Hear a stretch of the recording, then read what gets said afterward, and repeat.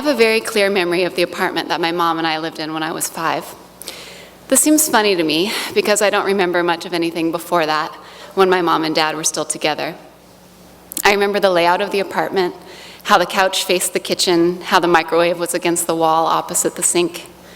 I remember sitting on the floor, stringing popcorn onto thread, making our Christmas tree garland. And I remember that my mom would delight in making our favorite dinner, baked potatoes filled with broccoli and cheddar cheese. Later that year, we moved to Montana and then Wyoming with a man who would become my stepdad. I was oblivious to their relationship strains until one night when I was 8 years old. An argument in the middle of the night had turned into yelling and then screaming. The sound of fear in my mom's voice brought me out of bed and into the living room.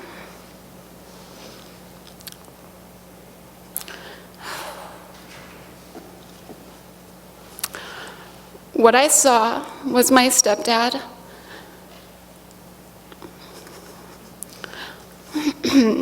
grabbing my mom by the throat, his 2 big hands encircling her neck and squeezing. My mom was holding my infant brother, whose screams blended in with her own. I stood frozen, unable to process what I was seeing. My mom spotted me, yelled for me to take the baby, which I did, and retreated to the wall. She started yelling for me to call 911, so I ran, holding my brother towards the phone on the wall. My stepdad pushed past me, violently ripping the phone and the cradle from the wall. He took my brother from me, saying nothing, and walked back into the living room. My mother, now frantic, told me to get my boots and coat on. As she rushed me out the door into the frigid winter night, I clearly heard my stepfather tell my mother that if she came back, he would kill her. I never witnessed my mom's abuse again, spending the summers with my dad in Portland, but I knew that it happened. She endured scathing verbal abuse. She was kicked, punched, pushed down the stairs, made to feel that she was nothing and that she didn't deserve love from anyone. When I was 20, my mom and stepdad got divorced, and soon after, she started a relationship with a man 10 years her junior. At the time, I knew nothing about domestic violence and what it takes to truly break the cycle of abuse.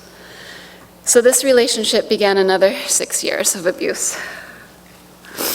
Each year, my mother retreated further into herself until I could barely recognize her. She lost all self-confidence. She stopped answering my calls for weeks at a time. When I did talk to her, she was timid and nervous and easily flustered.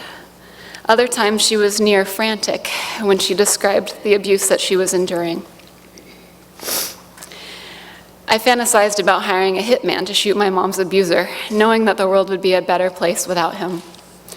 I dreamed about flying out there myself, finding the gun that he threatened my mother with so many times, and waiting in the living room until he got home from work. If there was a God, surely I'd be forgiven for ridding the world of someone so evil. If you're familiar with domestic violence victims, you know that you can't just simply talk sense into them. She would leave him repeatedly. Each time she would call and tell me that it was the last time. Then she'd disappear again, and I knew that she had gone back. I listened to her promises of change, and I listened to her cry when it didn't work. During this period, I felt our roles changing. I felt that I was now the mother, the provider, always concerned about her well-being. This went on for years, but eventually she left for good. He had knocked her to the ground, drug her inside their trailer, and then held a knife to her throat. When he went to bed that night, she left and she didn't go back. These experiences shaped my relationship with my mom. I grew up quickly, became self-sufficient, and had the harsh reality of her constant struggle in my mind. Because of this, I had to distance myself from what the thought of a traditional mother-daughter relationship could be. It simply wasn't an option for me. And although my mom has gotten better, slowly, she still bears the mental scars that have shaped her life. A year and a half ago, I found out that my husband and I would be welcoming our first child into the world. I went through my pregnancy with the same independent nature that I had built over the course of the last 15 years. I kept in touch with my mom, but still carried the weight of our non-traditional relationship with me. We planned for her to visit 2 months before I was due, but a family emergency on her end required the trip to be canceled. I was understanding and unperturbed. But then a minor issue with the airlines, when we tried to reschedule, snowballed into a purely emotional reaction, and I ended up on the phone with my mom, sobbing. I couldn't explain it. I simply cried into the phone while my mom did her best to console me. What I learned that night is that I wasn't as independent as I thought. I needed my mom here with me as my body morphed into an unrecognizable shape, and the little alien inside me kicked my ribs and sat on my bladder. I needed her to tell me that everything was going to be okay, that I could do this. I needed my mother. When I became pregnant, I believe a place opened up in my life for my mom to fill. I didn't realize it as it was happening.